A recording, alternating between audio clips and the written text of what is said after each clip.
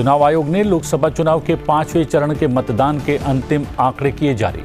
चुनाव आयोग के अनुसार 5वें चरण में 65.19% मतदान हुआ, जो 2019 के मतदान प्रतिशत के करीब। छठे चरण के लिए होने वाले मतदान के चुनाव प्रचार का आज अंतिम दिन।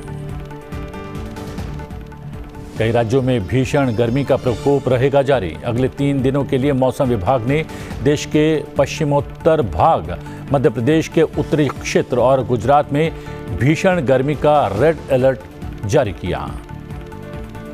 चुनाव आयोग ने लोकसभा चुनाव के 5वें चरण के मतदान के अंतिम आंकड़े जारी कर दिए हैं। चुनाव आयोग के अनुसार 5वें चरण में 62.19% मतदान हुआ है, जो 2019 के मतदान प्रतिशत के लगभग करीब है। लोकसभा चुनाव के 5वें चरण में अब तक लगभग 62.19% मतदान के आंकड़े हासिल हो चुके हैं और ये आंकड़े 2019 की तुलना में मात्र 1.97% कम है। 2019 के चुनाव में इसी चरण में 7 राज्यों की 51 सीटों पर 64.16% मतदान दर्ज किया गया था। सोमवार शाम को 5वें चरण का मतदान समाप्त होने के साथ ही मौजूदा लोकसभा चुनाव में 25 राज्यों और केंद्र शासित प्रदेशों और 428 निर्वाचन क्षेत्रों में मतदान संपूर्ण हो चुका है। अब 2 और चरण 25 मई और 1 जून बाकी है। छठे चरण के लिए होने वाले मतदान के लिए चुनाव प्रचार आज समाप्त हो जाएगा। छठे चरण में 25 मई को 8 राज्यों, केंद्र शासित प्रदेशों के 58 संसदीय निर्वाचन क्षेत्रों में मतदान होना है। इस चरण में मतदान करने वाले राज्य केंद्र शासित प्रदेश हैं उत्तर प्रदेश में 14, हरियाणा में 10, बिहार में 8, पश्चिम बंगाल में 8, राजधानी दिल्ली में 7 सीटों पर मतदान होने वाला है। इसके अतिरिक्त उड़ीसा में 6, झारखंड में 4 और जम्मू और कश्मीर की 1 सीट पर मतदान होने वाला है।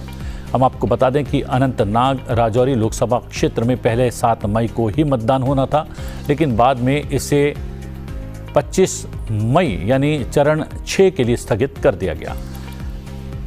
चरण 6 में 889 उम्मीदवार चुनाव लड़ेंगे। इस चरण के नतीजे भी सभी चरणों के साथ 4 जून को घोषित किए जाएंगे। सुप्रीम कोर्ट ने अपने फैसले की समीक्षा की मांग करने वाली याचिकाओं को खारिज कर दिया है, जिसमें उसने संविधान के अनुच्छेद 370 को रद्द करने के केंद्र सरकार के 2019 के फैसले की वैधता को बरकरार रखा था। अनुच्छेद 370 ने जम्मू और कश्मीर को विशेष दर्जा प्रदान किया था। संविधान में जम्मू कश्मीर से संबंधित अनुच्छेद 370 को लेकर सुप्रीम कोर्ट ने फैसला सुनाया था। अपने फैसले में शीर्ष अदालत ने केंद्र सरकार के फैसले को बरकरार रखा था और संविधान के अनुच्छेद 370 को हटाने के फैसले को वैध माना था। इससे पहले केंद्र सरकार ने 5 अगस्त 2019 को जम्मू कश्मीर से संबंधित संविधान के अनुच्छेद 370 को निष्प्रभावी कर दिया था। इस फैसले के खिलाफ 23 याचिकाएं दायर की गई थीं, जिन पर सुप्रीम कोर्ट में 16 दिन सुनवाई चली और सुप्रीम कोर्ट ने 5 सितंबर 2023 को सुनवाई पूरी करने के बाद अपना फैसला सुरक्षित रख लिया था। भारत के कई राज्यों में गर्मी ने अपना रौद्र रूप दिखाना शुरू कर दिया है। ऐसे में एक बार फिर मौसम विभाग ने देश के पश्चिमोत्तर हिस्से, उत्तरी मध्य प्रदेश और गुजरात में अगले 3 दिन तक भीषण गर्मी का रेड अलर्ट जारी किया है। मौसम विभाग के अनुसार लू की वजह से पश्चिम भारत और उत्तर पश्चिम में पश्चिम राजस्थान में 45 डिग्री तापमान चल रहा है।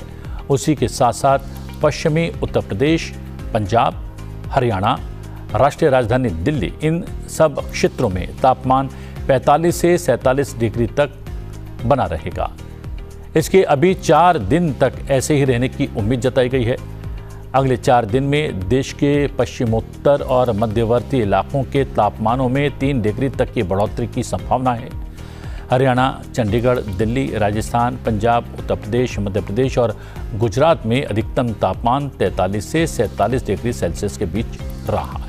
इस बीच दक्षिण पश्चिम मॉनसून के कारण दक्षिण भारत के कुछ क्षेत्रों में तेज वर्षा भी हो सकती है। राजधानी दिल्ली और एनसीआर में बढ़ते पारे से लोग खासे परेशान हो रहे हैं। मौसम विभाग का पूर्वानुमान है कि दिल्ली, एनसीआर, पंजाब और राजस्थान के कुछ हिस्सों में कुछ दिन तक हालात ऐसे ही बने रहेंगे। केरल सबसे गर्म राज्य रहने वाला है, ऐसी भी भविष्यवाणी की गई।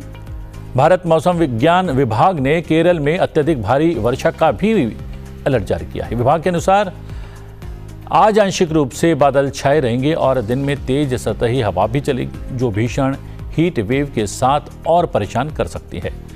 इस हफ्ते शुक्रवार तक यही स्थिति बनी रहेगी। शनिवार से हीट वेव से थोड़ी राहत मिल सकती है। मध्य प्रदेश, राजस्थान, उत्तर प्रदेश और बिहार के ज्यादातर हिस्सों में भी लू का कहर जारी रहेगा।